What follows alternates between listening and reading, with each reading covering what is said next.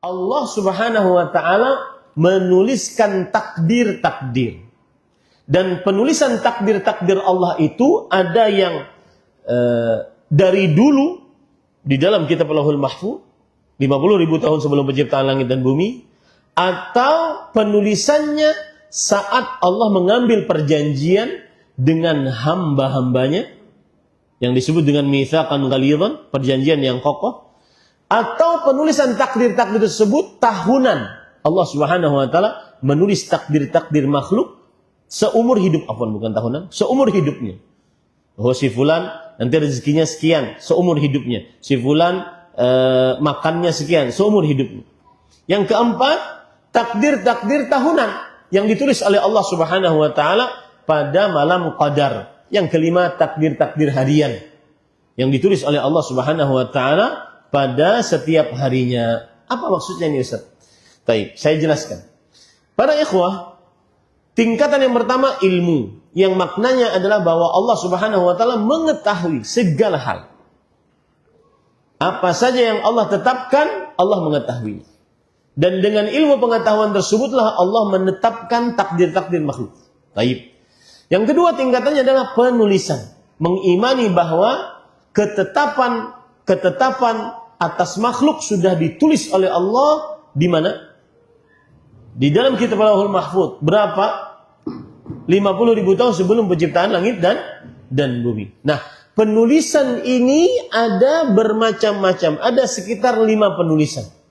Yang pertama, penulisan takdir yang azali. Yang sudah lama ditulis oleh Allah 50.000 tahun sebelum penciptaan langit dan bumi. Besar, kecilnya, rinci, dan segala macamnya di dalam kitab Lauhul Mahfuz. Ini tidak akan pernah berubah.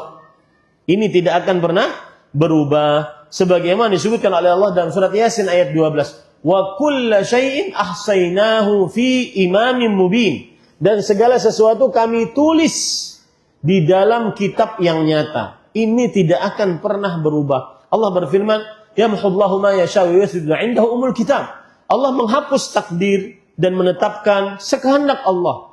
Tetapi di sisi Allah ada ummul kitab, yaitu Allahul Mahfuz, yang tertulis padanya secara azali dari mulai dahulu segala macam takdir-takdir makhluk, dari mulai awalannya sampai endingnya, sampai orang ini masuk surga atau masuk neraka, ditulis oleh Allah SWT secara rinci.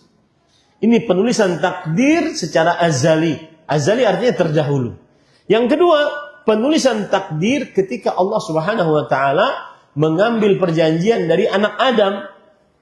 Allah berfirman di dalam surat Al-A'raf ayat 172, wa id akhadha rabbuka min bani Adam min zuhurihim wa dzurriyyatahum wa alsinatahum ala anfusihim min zuhurihim wa dzurriyyatahum wa ashhadahum ala anfusihim alastu bi rabbikum qalu bala shahidna an taqulu yawmal qiyamah inna kunna an hadza ghafilin.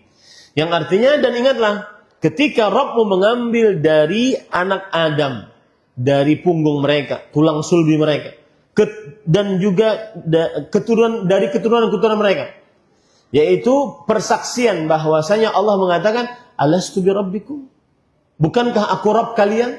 Qalu bala, iya, kami mengakui. Itu perjanjian antara kita dengan Allah. Berarti kalau ada orang murtad atau kalau ada orang yang mensyirikkan Allah, berarti dia tidak sesuai dengan perjanjian Allah Subhanahu wa taala. Nah, ini penulisan takdir pada penciptaan manusia. Dari tulang sulbi Nabi Adam, seluruh keturunannya sudah diambil perjanjiannya oleh Allah Subhanahu wa taala. Ya. Ini penulisan takdir yang kedua. Penulisan takdir yang ketiga yaitu sepanjang umurnya, dari mulai percampuran air mani dengan sel telur.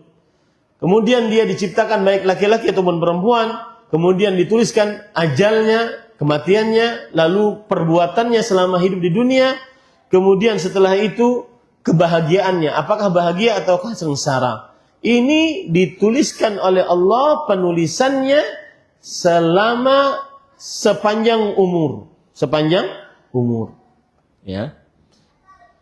Tapi penulisan yang keempat adalah penulisan takdir tahunan, Allah menuliskan takdir tahunan tersebut di setiap Lailatul Qadar.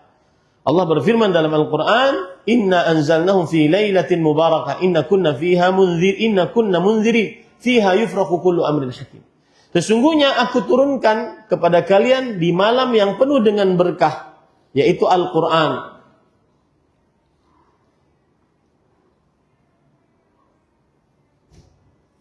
Nah, yaitu Al-Quran. Dan sesungguhnya kami beri peringatan kepada kalian.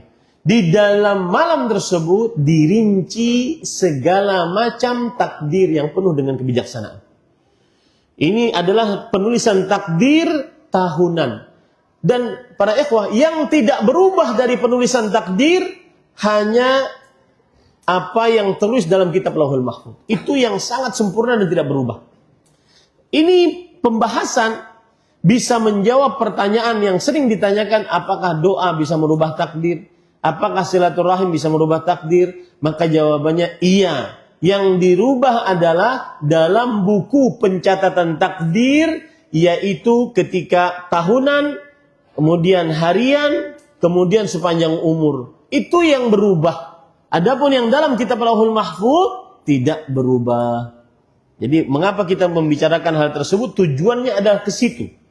Bahwa iya, doa bisa merubah takdir, silaturahim bisa merubah takdir, tetapi takdir yang berubah adalah dalam buku catatan takdir tahunan, buku catatan takdir sepanjang umur manusia, buku catatan takdir ketika harian. Itu yang berubah.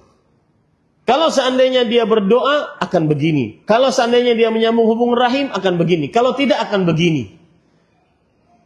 Ustaz, begini dan begini itu apakah sudah tertulis di dalam Lauhul Mahfuz? Iya. Nggak nyambung, Ustaz. Nah, disitulah batas akal kita.